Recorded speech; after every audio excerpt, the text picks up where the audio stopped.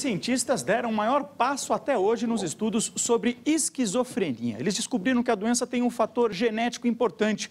Vamos conversar com a repórter Luísa Moraes, que está na Zona Sul de São Paulo e traz mais detalhes. Boa noite, Luísa. Essa pesquisa abre a possibilidade para novos tratamentos? Boa noite, Ricardo. Boa noite a todos.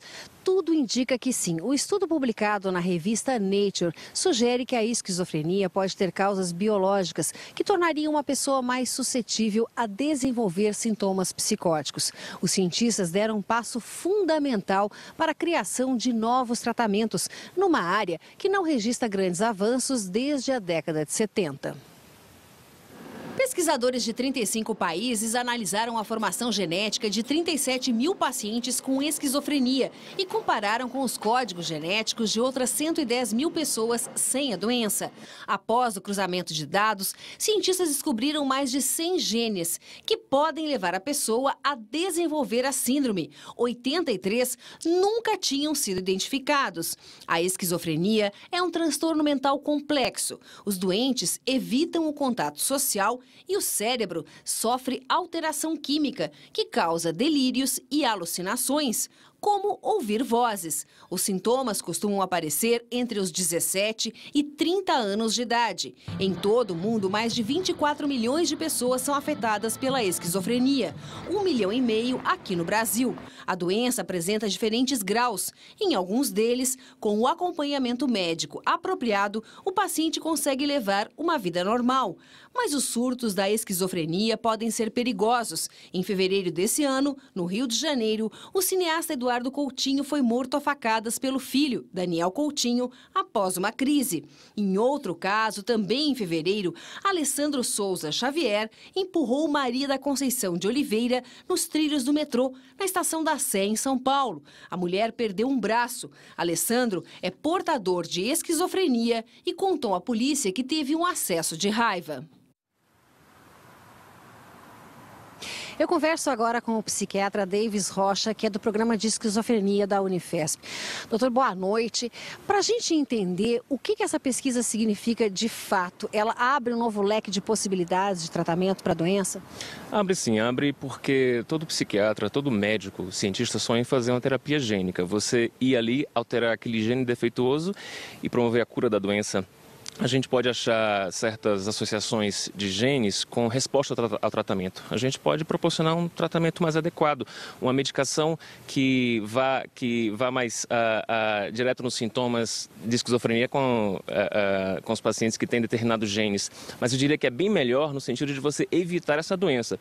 A doença se manifesta com delírios, alucinações, a partir dos 20 anos de idade, 25 anos de idade, mas a doença já existe há muito tempo, está lá no gene da pessoa.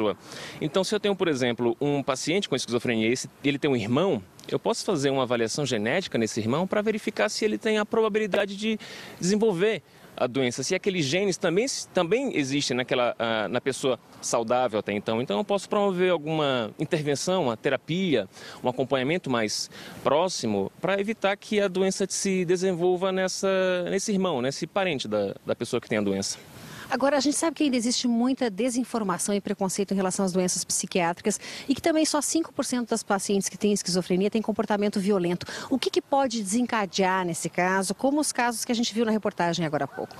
Olha, a gente pode achar, dentro dessa perspectiva genética, que determinados genes tornam a pessoa mais propensa ao comportamento violento. Até agora a gente não tem isso. A gente sabe que a violência está muito mais associada à falta de tratamento, por exemplo. A pessoa, se ela é violenta, ela vai ser violenta somente no momento da doença, no momento dos sintomas. E a pessoa não está doente o tempo todo, a pessoa está controlada com a medicação.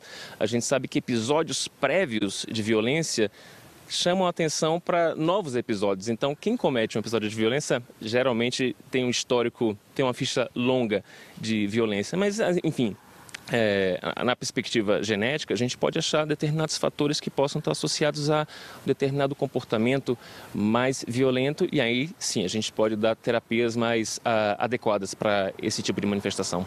Ok, muito obrigada pela sua participação no Jornal da Cultura. Eu volto ao estúdio. Ricardo, é com vocês. Obrigado, Luísa. Obrigado também ao doutor. Saldiva, um esquizofrênico pode ser funcional? Ele pode levar uma vida normal?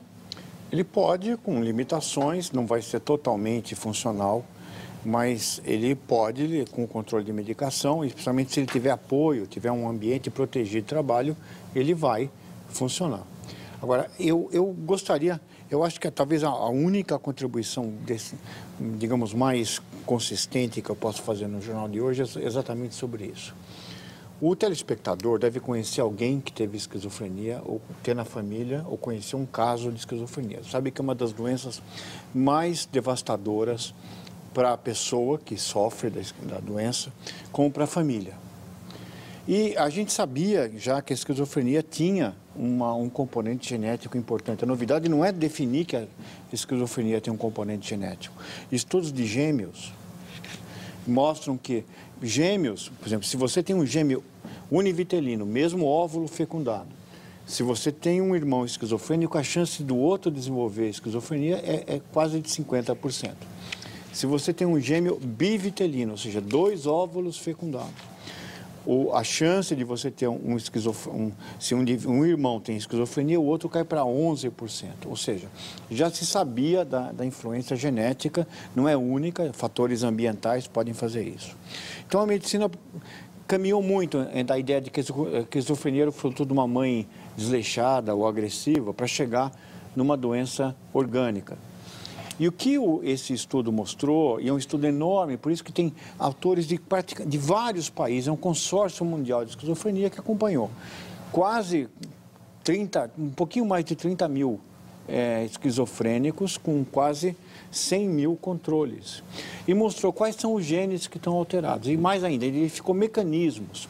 E está relacionado num tipo de receptor chamado glutamatérgico, que é um grupo de receptores que estão, neurotransmissor, de como uma célula neuronal conversa com outra, que está alterado. Isso abre para novas terapias, perspectivas de novos medicamentos que atuem sobre esses receptores. E o problema a Luísa mostrou muito bem, porque a esquizofrenia, como é uma doença que não dá febre, não dá chagas, não dá sintomas, o SAMU não vem buscar. Quer dizer, então você tem, e você joga para a família a responsabilidade de cuidar do doente, que no surto é de muito difícil manejo. E a política de assistência mental no Brasil faz com que a gente jogue tudo para a família, a responsabilidade de cuidar do esquizofrênico. E a falta de tratamento pode levar a comportamentos agressivos, como aconteceu, como foram mencionados.